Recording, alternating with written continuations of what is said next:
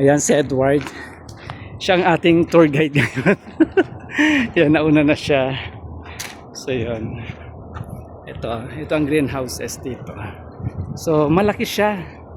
Malaking greenhouse ito. Kilala ang Al Shafi dito sa bayan ng Hayatem.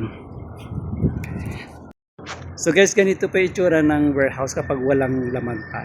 So tataniman pa lang nila dito. So they were planning to put tomato. So yan po. So ganito siya. Nalason na yan. So maganda siya lahat.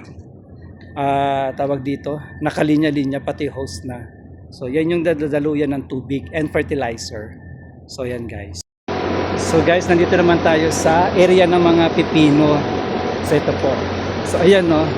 So ito mga pipino na to hybrid yan. So yan po. So yan guys. So ito pipino.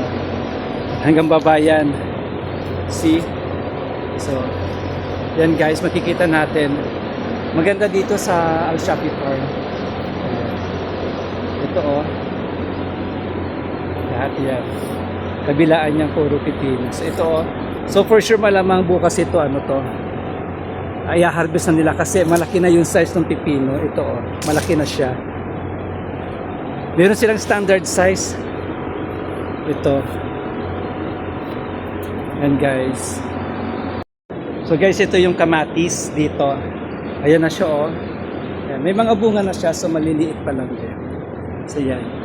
Ito guys. So ganito yan, may mga tali siya. Lahat yan nakatali para tumayo yung kamatis. So pag malaki na yan, so tino-turning tapos nag-ina-adjust nila. So yan. So ito guys oh. Ganito kalalaki ang bunga ng kamatis dito sa Saudi Arabia. Lahat yan. So yun guys. So ito po. So meron siyang exhaust fan. Yan. Tapos meron siyang sa banda dulo, meron siyang cooling para maging malamig.